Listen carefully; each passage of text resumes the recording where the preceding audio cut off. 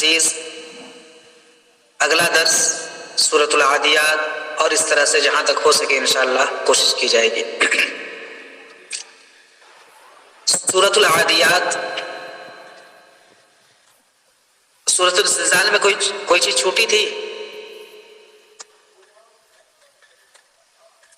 یا شروع ہی نہیں ہوئی تھی سورۃ الزلزال؟ نہیں شیخ، سورہ زلزال نہیں ہوئی تھی۔ جزاکم اللہ خیر۔ سورۃ الفاتحہ میں کوئی چیز چھوٹی نہیں تھی نا؟ نہیں شیخ، وہ کمپلیٹ ہو گیا تھا۔ جی، بسم اللہ الرحمن الرحیم۔ سورۃ الزلزال، اب جانتی ہیں کہ شروع میں اذا زلزلت الارض زلزالہا، اسی لفظ سے اس کا نام سورۃ الزلزال رکھ دیا گیا ہے۔ سورتوں کے نام یوں ہی یا تو شروع میں آنے کی وجہ سے یا پھر درمیان میں آنے کی وجہ سے یا کسی مناسبت سے سورتوں کا نام رکھ دیا جاتا ہے جیسا کہ رکھا گیا ہے۔ اس کا بھی اسی طرح ہے۔ اب ہم سب سے پہلے مختصر تفسیر کرنے سے پہلے اس کا سیدھا سادہ ترجمہ ہم یوں ہی پڑھیں گے۔ اذا زلزلت الارض زلزالہا، جب زمین جھنجھوڑ دی جائے گی، خوب اچھی طرح جھنجھوڑ دی جائے گی، ہلا دی جائے گی۔ واخرجت الارض اثقالہا، اور زمین اپنے اندر کے بوجھ کو یا اپنے بوجھ کو نکال باہر کرے گی۔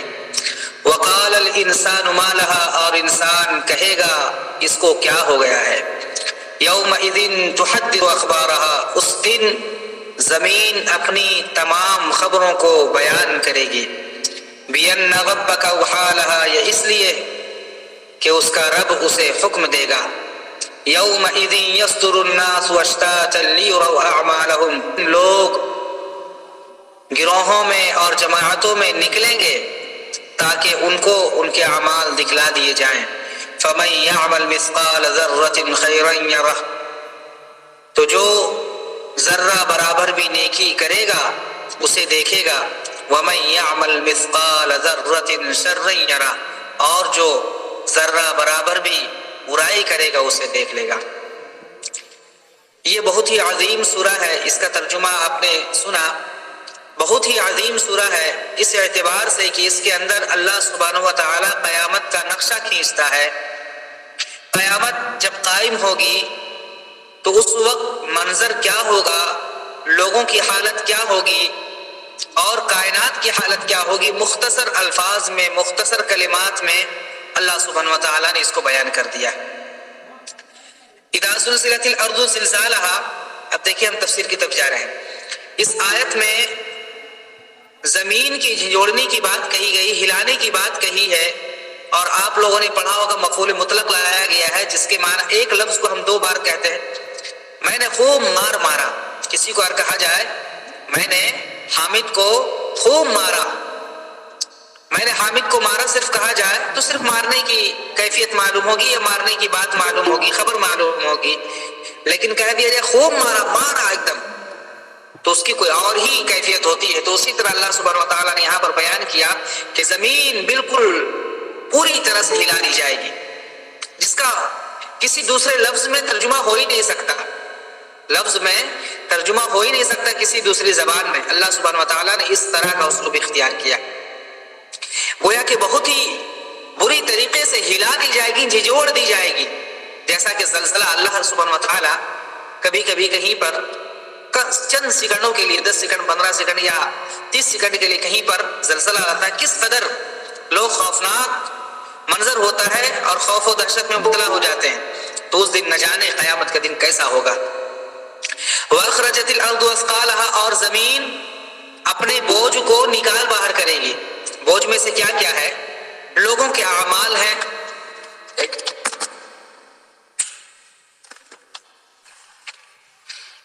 لوگوں کے اعمال ہیں جو انہوں نے کیے ہیں، یہ زمین اس دن تمام چیزوں کو نکال دے گی۔ لوگوں کو دفن کیا جاتا ہے میت کی شکل میں، جنازے کی شکل میں، اس کو بھی نکال باہر کرے گی، کیونکہ تبھی تو قیامت قائم ہوگی، روزہ محشر کی طرف لوگ چلنے لگیں گے، دوڑنے لگیں گے۔ اور اسی طرح سے زمین کے اندر جو خزانے چھپائے گئے ہیں، جو خزانے چھپائے جاتے ہیں سونے چاندی روپے پیسے اور دوسری شکلوں میں، تو ان تمام چیزوں کو یہ زمین نکال باہر کرے گی، اور یہ اس بات کی علامت ہوگی، نشانی ہوگی کہ اب قیامت قائم ہونے والی ہے اور سب کو اللہ کے یہاں حاضر ہونا ہے۔ جب یہ منظر ہوگا، جب یہ حالت ہوگی لوگوں کی، اور اسی طرح سے زمین کی یہ حالت ہوگی، تمام چیزوں کو نکال باہر کرے گی۔ اگر ہم کبھی آج دیکھ لیں زمین کے اندر کوئی چیز نکل رہی ہو تو کیسے ہم تعجب کریں گے، تو اس دن اس سے بھی بری حالت ہوگی۔ تب انسان کہے گا وقال الانسان ما لہا، زمین کو کیا ہو گیا ہے؟ اسی زمین پر ہم چلتے تھے، اسی زمین پر ہم پھرتے تھے، سوتے تھے، جاگتے تھے، کھاتے تھے، پیتے تھے، آج کیا ہو گیا ہے؟ ایسی حالت تو کبھی ہم نے نہیں دیکھی تھی۔ ما لہا، اس کو کیا ہو گیا ہے، ایسا کیوں کر رہی ہے؟ جو چیز اس دن حاصل ہوگی زمین کو، اس لیے کہے گا یومئذ یصدر الناس اشتاتا لیروا اعمالهم۔ پھر اللہ سبحانہ وتعالیٰ نے فرمایا قیامت کے دن جب قیامت قائم ہوگی تو اس دن کیا کرے گا؟ اس دن زمین کیا کرے گی؟ تمام خبروں کو وہ بیان کرے گی، تمام نیوز کو وہ بیان کر دے گی۔ کیا کیا ہے کہ ہم نے کیا کیا، کیا شر کیا، کیا خیر کیا، کیا برائی کی، کیا نیکی کی، تمام چیزوں کو زمین بیان کرے گی۔ کہاں پر قدم چلا، قدم بڑھا کر کے ہم کہاں گئے تھے، ہاتھ سے کس کو کس طرح کی برائی انجام دی تھی، اسی طرح سے ہم نے کیا خیر کیا تھا، نماز پڑھی تھی، زکوٰۃ دیا تھا، صدقہ کیا تھا، خیرات کیا تھا، کسی کی مدد کی تھی، کسی کو برائی سے روکا تھا، کسی کو اچھی بات کا حکم دیا تھا۔ یہ تمام چیزوں کو گویا کہ اس دن زمین بیان کرے گی۔ بِأَنَّ رَبَّكَ وَحَالَهَا، اور اللہ سبحانہ وتعالیٰ نے اگلی آیت میں فرمایا کہ ایسی ویسی کوئی بات نہیں ہوگی کہ یوں ہی بیان کرنے لگے گی، بلکہ اللہ رب العالمین کی اجازت ہوگی، پرمیشن ہوگا، اور اللہ کا حکم ہوگا، اللہ کا حکم ہوگا۔ اوحالها، اس کی طرف حکم کرے گا زمین تم بیان کرو۔ اس کے بعد کہا یومئذ یصدر الناس اشتاتا لیروا اعمالهم، اس دن لوگ الگ الگ جماعتوں کی شکل میں وہاں پر جمع ہوں گے۔ الگ الگ جماعتوں میں کچھ لوگ بہت ہی اچھے ہوں گے، ایک لائن میں کھڑے ہوں گے، قطار ہوگی۔ اسی طرح سے کچھ لوگ بہت ہی برے ہوں گے جو الگ قطار میں کھڑے ہوں گے۔ کچھ لوگوں کی نیکیاں اور برائیاں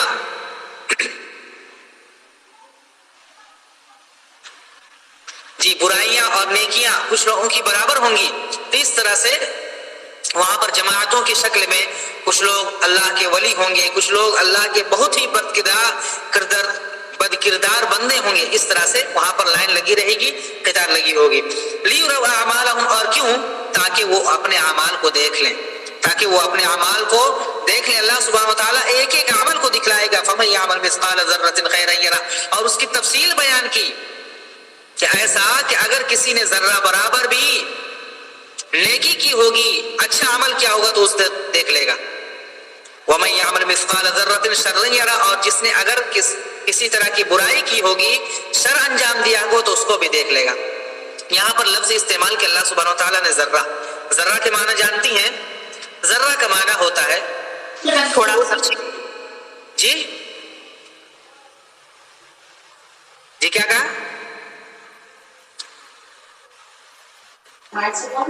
تھوڑا سا کوئی چیز، جی ماشاء اللہ، اچھا جواب ہے، صحیح جواب ہے۔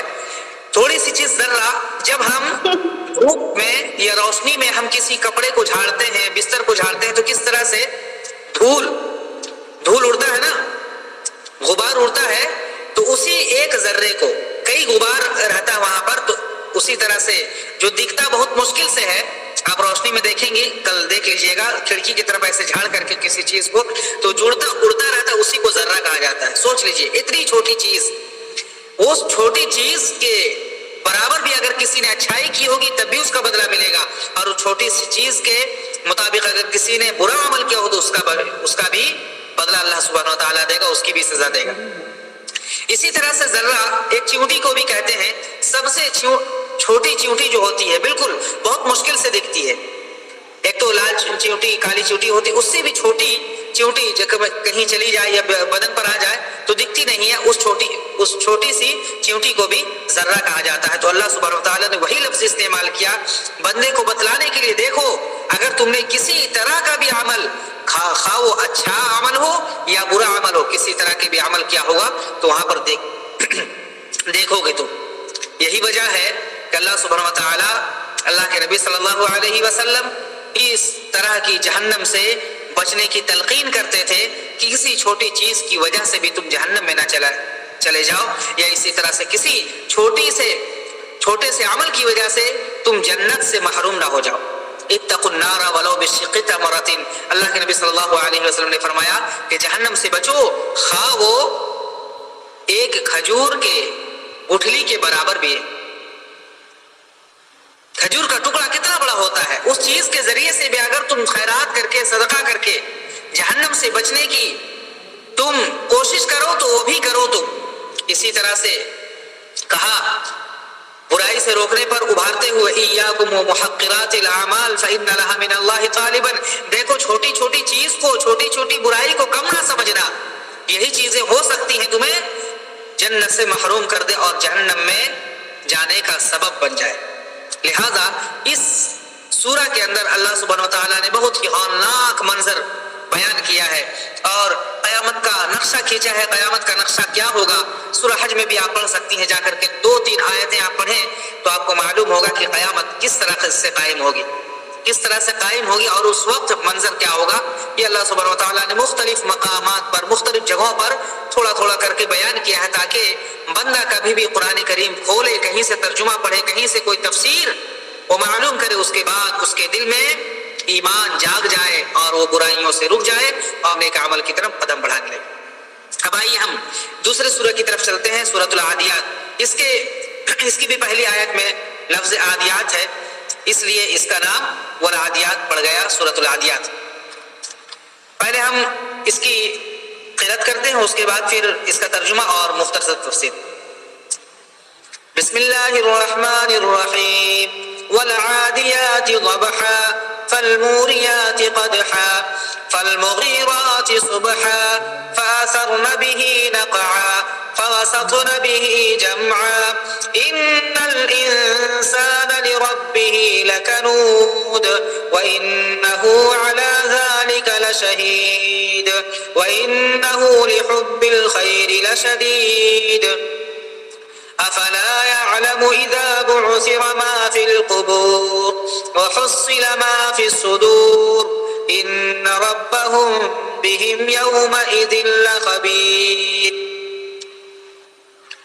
یہ سورہ بھی اعتبار سے عظیم ہے کہ اللہ سبحانہ و تعالیٰ نے اس سورہ کے اندر 3 قسمیں کھائی ہیں، 3 قسمیں کھائی ہیں، اور قسم سے متعلق پہلے یہ چیز واضح ہو جائے کہ اللہ سبحانہ و تعالیٰ کے لیے یہ جائز ہے کہ وہ کسی بھی مخلوق کی قسم کھا سکتا ہے، کسی بھی مخلوق کی قسم کھا سکتا ہے، لیکن ہم لوگوں کے لیے جائز نہیں کہ اللہ کے علاوہ کسی اور چیز کی ہم قسم کھائیں۔ یہاں تک کہ رسول کی، قرآن اور اسی طرح سے اور بھی جو دیگر چیزیں ہیں، کعبہ کی اور اسی طرح سے زمین، آسمان، ماں باپ، بچے، یہ سب کی قسم کھانا جائز نہیں ہے۔ کچھ لوگ ہماری خاص کر کے بہنیں ماں کی قسم کھا لیتی ہیں یا اسی طرح سے بچوں کی قسم کھا لیتی ہیں۔ کسی کو اگر یقین دلانا ہوتا ہے تو فوراً کہہ دیتی ہیں قرآن کی قسم۔ قرآن کی قسم کھانے میں اختلاف ہے، بہرحال اللہ کی قسم جب موجود ہے اور کسی کو یقین دلانے کی اللہ کی قسم کافی ہے، لہذا خاص طور پر اپنے بچوں کی قسم کھا لیتی ہیں، اور خود نہیں تو اپنے شوہروں کو یا پھر اپنے سہیلیوں کو قسم کھانے پر مجبور کرتی ہیں کہ بچے کی قسم کھاؤ، آج کے بعد تم ایسا نہیں کرو گے، یا بچے کی قسم کھاؤ، میرے سر کی قسم کھاؤ کہ ایسا نہیں کرو گے۔ یہ بالکل ناجائز ہے، حرام ہے قسم کھانا۔ اللہ کے نبی قسم کے متعلق 2 حدیثیں، صحیح بخاری اور مسلم کی حدیث ہے، اللہ کے نبی صلی اللہ علیہ وسلم نے فرمایا من کان حالفا فلیحلف باللہ او لیصمت، کہ جسے قسم کھانا ہو وہ اللہ کی کھائے قسم یا پھر خاموش رہے، قسم نہ کھائے۔ اس حدیث سے ہمیں معلوم ہوا کہ ہمیں قسم صرف اللہ کی کھانی ہے یا پھر نہیں کھانی ہے، چپ چاپ رہنا ہے۔ اگر کسی کو یقین آ جائے تو بہت اچھی بات ہے، اگر یقین نہ ہے تو یقین دلانے کہ اللہ کی قسم کھائیں یا پھر خاموش رہیں، قسم ہی نہ کھائیں۔ کیونکہ اگر اللہ کی قسم کے بعد کسی کو یقین نہ آئے تو جان لیجئے اسے دنیا کی تمام چیزوں کی قسم کے بعد بھی کوئی یقین آنے والا نہیں ہے۔ سب سے بڑی چیز، سب سے بڑی ذات یہ سب سے بڑا ہمارے نزدیک کون ہے؟ اللہ ہے۔ جب اللہ کی قسم کھا کر ہم کسی کو یقین دلا رہے ہیں اور اسے یقین نہیں ہو رہا ہماری باتوں پر، تو پھر اور کسی چیز کی قسم کھانے کی ضرورت ہی نہیں۔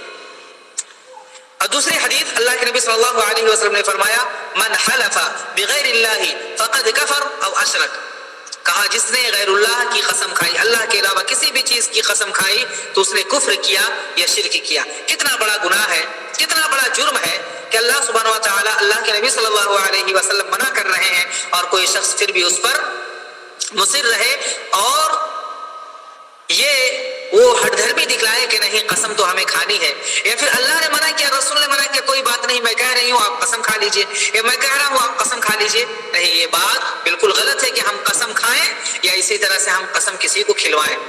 امید ہے کہ آپ کو بات سمجھ میں آ گئی ہوگا اور انشاءاللہ اس پر عمل ہوگا۔ والعادیات ضبحا، پہلی آیت میں اللہ سبحانہ وتعالی نے قسم کھائی گھوڑوں کی، گھوڑوں کی قسم کھائی ہے، 3 قسمیں کھائی ہیں۔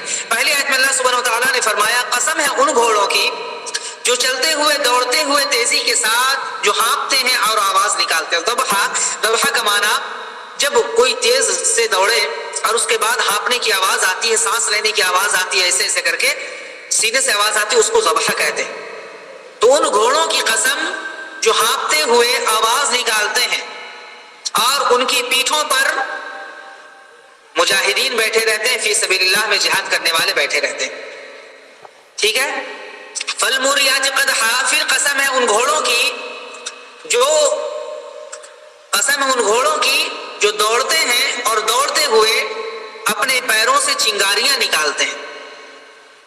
ابھی تو گھوڑے وغیرہ کا رواج نہیں ہے، پہلے یہ تھا کہ گھوڑے زیادہ سے زیادہ فراہم کیے جاتے تھے، زیادہ سے زیادہ جمع کیے جاتے تھے اور دشمنوں پر حملہ اگر کرنا ہو گھوڑے، ہاتھی یا انہی جانوروں کی مدد سے کیا کرتے تھے۔ فالموریات قدحا، تو اللہ سبحانہ وتعالیٰ نے ان گھوڑوں کی قسم کھائی جو تیز ترار طاقتور ہوتے ہیں اور جب جاتے ہیں حملہ کرنے کے لیے یا اسی طرح جہاد پر تو اتنی تیز ان کی رفتار ہوتی ہے اور اس طرح سے وہ طاقتور ہوتے ہیں کہ جب زمین پر ان کے پاؤں پڑتے ہیں تو چنگاریاں نکلتی۔ اسی طرح سے اگلی آیت میں قسم کھائی فالمغیرات صبحا، قسم ہے ان گھوڑوں کی جو صبح کے وقت دشمنوں پر حملہ کرتے ہیں، دشمنوں پر حملہ کرتے ہیں۔ عام طور پر دشمنوں پر حملہ کیا جاتا تھا صبح کے وقت، اس لیے کہہ دیا گیا کہ صبح کے وقت جو حملہ کرتے ہیں، لیکن یہاں پر مراد یہ ہے کہ ہر وہ گھوڑے جو حملہ کے لیے تیار کیے جاتے ہیں۔ یہ 3 قسمیں کھائی اللہ سبحانہ وتعالیٰ نے، اور آگے فرمایا فَأَثَرْنَ بِهِ نَقْعًا، اور وہ گھوڑے جو جب چلتے ہیں تو غبار اڑاتے ہیں۔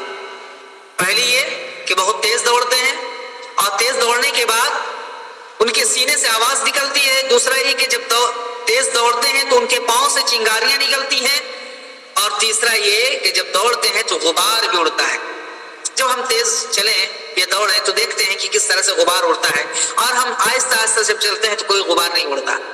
اگر غبار زیادہ تیز سے اڑے تو ہم سمجھ جاتے ہیں کہ کوئی گاڑی ضرور تیز چلی ہوگی، تو اسی طرح سے تیزی کی علامت ہے یہ غبار اڑنا۔ تو اللہ سبحانہ وتعالیٰ نے اس آیت میں بھی کہا کہ جب وہ اڑتے ہیں تو تیزی کے ساتھ، تیزی کی وجہ سے غبار اڑتے ہیں۔ فَوَسَطْنَ بِهِ جَمْعًا، اور پھر ان غبار کو لے کر کے یا پھر ان مجاہدین کو لے کر کے کیا کرتے ہیں؟ دشمنوں کے بیچ، دشمنوں کی بھیڑ میں وہ داخل ہو جاتے ہیں۔ پھر اس کے بعد یہ 3 قسمیں کھائیں۔ قسم کس لیے کھائی جاتی ہے؟ ہمیں اور آپ کو معلوم ہے کہ قسم کھائی جاتی ہے کسی کو یقین دلانے کے لیے۔ اللہ سبحانہ وتعالیٰ اگر بغیر قسم کے بھی کوئی کہے تو اللہ سبحانہ وتعالیٰ کی ذات سے زیادہ سچا کون ہو سکتا ہے؟ اس کے باوجود اللہ نے قسم کھائی، یعنی اگلی بات جو کہی جا رہی اس بات کی بہت ہی اہمیت ہے، اس بات کی بہت ہی اہمیت ہے۔ اور دوسری بات یہ کہ ان گھوڑوں کی اللہ سبحانہ وتعالیٰ نے عظمت بیان کی، ان گھوڑوں کا شرف بیان کیا، اور یہ 3 قسم کے جو گھوڑے ہیں اور جن کی قسم اللہ سبحانہ وتعالیٰ نے کہی، خاص بات یہ ہے کہ یہ 3 قسم کے جانور یا 3 قسم کی خوبیاں کسی اور جانور کے اندر نہیں پائی جاتی، اس لیے اللہ سبحانہ وتعالیٰ نے یہاں پر ان کی قسم کھائی ہے۔ آپ قرآن کریم میں دیکھیں گے کہ کہیں پر اللہ سبحانہ وتعالیٰ نے سورج کی قسم کھائی، کہیں پر چاند کی قسم کھائی، کبھی ستارے کی قسم کھائی، زمین کی، آسمان کی، اس طرح سے والسماء والطارق والسماء ذات البروج واللیل اذا یغشی والنہار اذا تجلی، اس طرح سے والشمس وضحاها والقمر اذا تلاها، اس طرح سے بہت ساری قسمیں کھائی اللہ سبحانہ وتعالیٰ نے. تو کسی بھی چیز کی اگر قسم کھائیے تو اس کی شرافت کو بتانے کے لیے، اس کی عظمت کو بتلانے کے لیے. اور ہم قسم کھاتے ہیں کسی چیز کو عظیم جانتے ہوئے یا کسی ذات کو عظیم جانتے ہوئے، اور ہماری نظر میں، ہمارے دل میں، ہمارے دماغ میں، ہمارے ذہن میں اللہ سبحانہ وتعالیٰ سے زیادہ بڑی ذات کسی کی نہیں ہے، لہٰذا ہمیں اللہ کی ہی قسم کھانی چاہیے. اب یہ قسم کی بات ہوگی، یہ قسم اللہ سبحانہ وتعالیٰ نے کھائی. کیا بڑی بات بتانے والا ہے اللہ؟ کہہ رہا وَإِنَّ الْإِنسَانَ لِرَبِّهِ لَكَنُودٌ. جس بات پر قسم کھائی ہے اس بات کو بیان کرتے ہوئے کہا ان الانسان لربہ لکنود، کہ انسان اپنے رب کا بڑا ناشکرا ہے. انسان اپنے رب کا بڑا ناشکرا ہے. ناشکرا کیوں؟ اتنی قسمیں کھائی اور بات بتلائی کون سی؟ انسان اللہ کا، اپنے رب کا بڑا ناشکرا ہے. تو یقیناً یہ انسان اللہ کا بڑا ناشکرا ہے. دیکھیے اللہ سبحانہ وتعالیٰ نے ہر انسان کو نعمتوں سے نوازا. اگر کوئی کہے ہمیں اللہ نے ایسے ہی چھوڑ دیا، میرے پاس کوئی نعمت نہیں ہے، میرے پاس اللہ کی رحمتیں نہیں ہیں، برکتیں نہیں ہیں، یا اللہ نے مجھے یوں ہی چھوڑ دیا ہے، کچھ دیا ہی نہیں ہے، تو وہ شخص بہت ہی جھوٹا ہے، بہت بڑا جھوٹا ہے، کذاب ہے. اور وہ شخص نعمتوں کا انکار کرنے والا ہے، یا نعمتوں کی ناشکری کرنے والا ہے. آج دیکھ لیجئے کسی بھی انسان سے آپ پوچھئے تو کیا کہے گا؟ الحمدللہ. زبان پر ہوتا ہے اللہ والوں کے زبان پر، لیکن عام طور پر کیا کہتے ہیں لوگ؟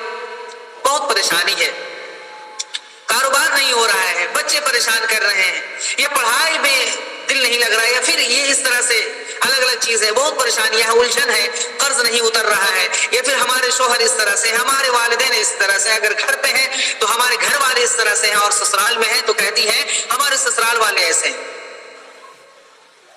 کپڑے نہیں ہے تو اس طرح سے، مال نہیں ہے، دولت نہیں ہے، گھر نہیں ہے، اگر گھر ہے تو کہیں گی دکان نہیں ہے، اگر دکان ہے تو کہیں گی پیسے نہیں ہے، اگر پیسے ہیں تو کہیں گی یہ سامان نہیں ہے، وہ سامان نہیں ہے. یہ ناشکری کی بات ہے، یہ ناشکری کی بات ہے. ہر انسان اگر غور کرے کہ اس کے پاس کتنی نعمتیں ہیں تو اللہ سبحانہ وتعالیٰ کی نعمتوں کو شمار نہیں کیا جا سکتا. ان تمام چیزوں کو چھوڑ دیں جو ہمارے ارد گرد رہتے ہیں یا ہمارے استعمال میں رہتے ہیں، صرف ہم ان چیزوں کو دیکھیں جو ہمارے پاس ہیں، ہماری آنکھوں سے بالکل ہر وقت دکھتی ہیں، جو چیزیں ہم دیکھتے ہیں. تو انسان اگر ان چیزوں کو بھی دیکھ لے تو وہ اللہ کا شکر گزار بندہ بن جائے گا، اللہ کا شکر گزار بندہ بن جائے گا. لہٰذا انسان اپنی اللہ کی نعمتوں کی ناشکری کرنے والا ہے، اور ایسی ناشکری کرنے والا ہے کہ انسان کو اگر بتایا جائے تو کبھی اس کا انکار نہیں کر سکتا. کیونکہ سونے سے لے کر کے اٹھنے تک اور اٹھنے سے لے کر پھر سونے تک نہ جانے کتنی نعمتوں کی ناشکری کرتا ہے انسان. اللہ رب العالمین نے صحت و تندرستی دی ہے، اس صحت و تندرستی کو اللہ سبحانہ وتعالیٰ کے اعمال میں یا راضی کرنے والے اعمال میں نہیں لگاتا، نماز میں نہیں لگاتا. اگر مال دیا ہے تو زکوٰۃ، صدقہ، خیرات نہیں کرتا. اگر اللہ سبحانہ وتعالیٰ نے زبان دی ہے تو زبان کا صحیح استعمال نہیں کرتا. اگر آنکھیں دی ہیں کہ تو آنکھوں کا صحیح استعمال نہیں کرتا. کان اگر دیے ہیں تو کان کا صحیح استعمال نہیں کرتا. یعنی جسم کے جو اعضاء ہیں ان اعضاء کا بھی صحیح سے استعمال نہیں کرتا. اگر والدین دیے تو والدین کے حقوق ادا نہیں کرتا. اگر بچے دیے ہیں تو بچوں کی پرورش میں وہ دھیان نہیں دیتا، یا بچوں کی پرورش میں وہ بالکل تساہلی برتتا ہے، غفلت برتتا ہے. اگر بھائی دیا تو بھائی کی عزت نہیں، اگر چھوٹا بھائی ہے تو شفقت نہیں، اگر پڑوسی نہیں ہے تو کہتا ہمارے یہاں کوئی پڑوسی نہیں ہے، ہم بالکل بیابان میں رہتے، جنگل میں رہتے، کوئی آس پاس دیکھ ریکھ کہنے والا نہیں ہے. یہ ناشکری ہے. اور اگر کسی کو پڑوسی اور پڑوسن مل جائے تو کہتا ہے پڑوسی ایسا ہے، اگر کوئی آس پاس نہ ہوتا تو کتنا اچھا. کوئی چیز بناتے ہیں اگر گھر پہ تو سب کو معلوم ہو جاتا ہے، یا اسی طرح سے مانگنے چلے آتے ہیں، یا اس طرح سے گھر کے آس پاس کے بچے ہمارے یہاں ہمیشہ بھیڑ لگائے رہتے ہیں. اس طرح سے ہر چیز پر ناشکری، ہر چیز پر ناشکری. تو ان الانسان لربہ لکنود، انسان کوئی بھی ہو، مرد ہو، عورت ہو، چھوٹا ہو، بڑا ہو، جوان ہو، بوڑھا ہو، سب اللہ کی نعمتوں کی ناشکری کرنے والے ہیں.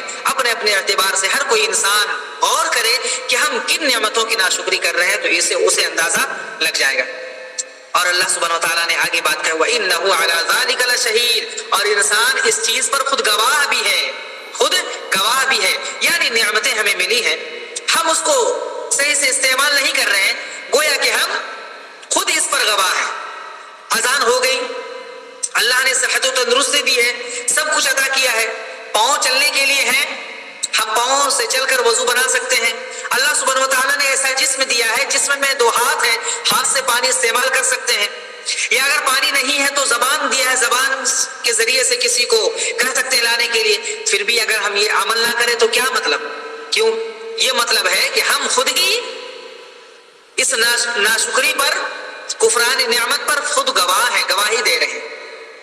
ٹھیک ہے, اگر زبان دی اللہ سبحانہ وتعالیٰ نے, اس کا صحیح سے استعمال ہم نہیں کر رہے ہیں, غلط استعمال کریں, گالی گلوچ کر رہے ہیں, کسی کو برا بھلا کہہ رہے ہیں, تو گویا کہ ہم اس عمل کے ذریعے سے اپنے اوپر خود گواہی ہم پیش کر رہے ہیں کہ ہم اللہ کے ناشکر گزار بندہ ہیں. ٹھیک ہے, تو خود ہی انسان ہر چیز, ہر ایک کی مثال آپ لے لیجیے, اگزامپل لے لیے, اور ایک ایک کو آپ پیش کرتے جائیے تو پوری چیزیں اس میں, تمام چیزیں شامل ہیں. وَإِنَّهُ لِحُبِّ الْخَيْرِ لَشَدِيدٌ. اور انسان نے اگلی آیت میں فرمایا کہ انسان مال و دولت اور خیر کی چاہت کا بالکل, خیر کی چاہت میں بالکل دوڑ پڑتا ہے. خیر کی چاہت اسے بہت زیادہ ہے. لشدید, بہت ہی سخت ہے. مال و دولت کے چکر میں وہ نہ جانے حرام حلال سب کچھ کو قربان کر دیتا ہے, اپنے رشتہ دار کو قربان کر دیتا ہے, قرابت داری کو وہ آگے نہیں آنے دیتا.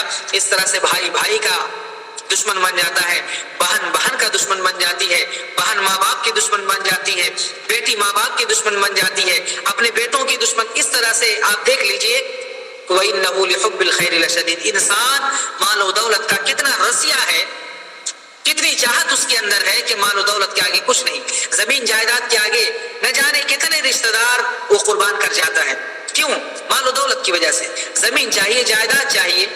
کل وہ بھائی یا وہ بہن جو بہت ہی زیادہ محبوب تھی, لیکن جائیداد اور زمین کی وجہ سے بالکل دشمن بن گئی ہے. ایک دوسرے کے سامنے, دوسروں کے سامنے ہم ان کی برائیاں کرنے لگتے ہیں. کیوں؟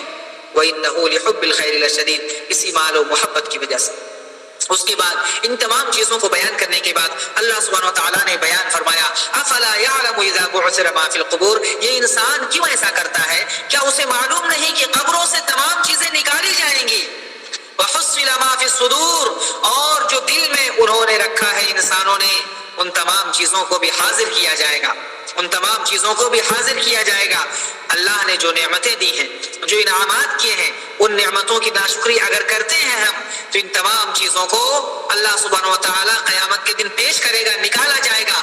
اور صرف یہ نہیں کہ ظاہری چیزوں کو, بلکہ جو انسان کے اندر ہوتا ہے, دل میں ہوتا ہے, کینہ ہوتا ہے, کپٹ ہوتا ہے, عداوت ہوتی ہے, دشمنی ہوتی ہے, ایک دوسرے کے خلاف جنگ اور لڑائی کرنے کے جو جذبات ہوتے ہیں, ان تمام چیزوں کو اللہ سبحانہ وتعالیٰ نکالے گا.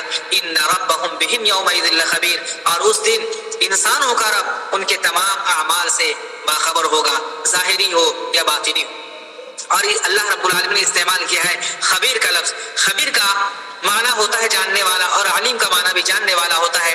دونوں میں فرق تھوڑا سا یہ ہے, باریکی فرق, کہ علیم کے معنی جاننے والا جو ظاہری طور پر ہے, انسان جو دیکھتا ہے یہ تو علیم ہے کہ جانتا ہے ظاہری طور پر, اور خبیر ہے باہر کی چیزوں کو بھی اور اندر کی چیزوں کو بھی, جو ظاہر ہے وہ بھی, جو چھپی ہوئی چیزیں ہیں وہ بھی جاننے والا. تو اللہ سبحانہ وتعالی علیم بھی ہے اور خبیر بھی ہے. یہ اللہ سبحانہ وتعالی کے تعلق سے بات نہیں, بلکہ ہر ایک کے اعتبار سے بات ہے کہ علیم جو ہے وہ خبیر نہیں ہو سکتا, یعنی کہ جو جاننے والا ظاہری طور پر, وہ باطنی والا نہیں جان سکتا. لیکن اللہ سبحانہ وتعالیٰ کی ذات, یہ اللہ رب العالمین کے جو اسماء ہیں, جو صفات ہیں, وہ بالکل ہم لوگوں سے الگ ہیں. اگر ہم ظاہری اور باطنی ہیں, اور اللہ سبحانہ وتعالیٰ بھی ظاہر کو جاننے والا ہے, تو ہمارا جاننا اللہ کا جاننا نہیں, اور اللہ کا جاننا ہمارے جاننے کی طرح نہیں. یہ انشاءاللہ یہ آگے بات آئے گی اسماء و صفات کے باب میں, تو انشاءاللہ تفصیل سے گفتگو ہوگی. آپ لوگ ذہن بنائے رکھیں, انشاءاللہ جیسے تفسیر ختم ہوگی اس کے بعد وہ کتاب جو ہم لوگ پڑھ رہے ہیں, انشاءاللہ وہ شروع جب کریں گے, بہت ہی عجیب عجیب چیزیں یا اچھی اچھی باتیں جو عام طور پر ہم جانتے ہیں لیکن ان کی باریکیوں کو نہیں جانتے, یا پھر باریکیوں کو جانتے ہیں ان کے اس کے اندر اشکال پیدا ہو جاتا ہے. ان تمام چیزوں کو جاننے کی کوشش کریں گے. اللہ سبحانہ وتعالیٰ سے دعا ہے رب العالمین ہم تمام لوگوں کو صحیح علم, صحیح راستے سے حاصل کرنے کی توفیق عطا فرما, اور ہم سب کو قرآن و سنت کے مطابق عمل کرنے اور دوسروں تک پہنچانے کی توفیق توفیق عطا فرما، اور جب تک زندہ رکھ دین اسلام پر قائم و دائم رکھ، عقیدہ سلف پر، اور جب ہمارا خاتمہ ہو خاتمہ بالخیر نصیب عطا فرما۔ وآخر دعوانا ان الحمدللہ رب العالمین۔ کوئی اگر آپ لوگوں کے پاس سوال ہو یا کوئی اشکال ہو، کوئی استفسار ہو، خاص طور پر درس سے متعلق، تو آپ بلا جھجک پوچھ سکتی ہیں یا پھر میسج کر سکتی ہیں، انشاءاللہ خاطر خواہ یا تشفی بخش جواب دینے کی کوشش کی جائے گی۔ وقت ہو چلا ہے، انشاءاللہ پھر کل ملاقات ہوگی اسی وقت کے ساتھ، اور آپ لوگوں سے پھر سے التماس ہے کہ آپ لوگ وقت کا خیال رکھیں، انشاءاللہ وقت پر درس شروع کر دیا جاتا ہے، اور اس طرح سے آپ آئیں گی تو آدھے گھنٹے کا وقت کب گزر جائے گا انشاءاللہ پتہ نہیں چلے گا۔ اللہ سبحانہ وتعالی ہم سب کو حسن عمل کی توفیق دے، آمین۔ السلام علیکم ورحمۃ اللہ وبرکاتہ۔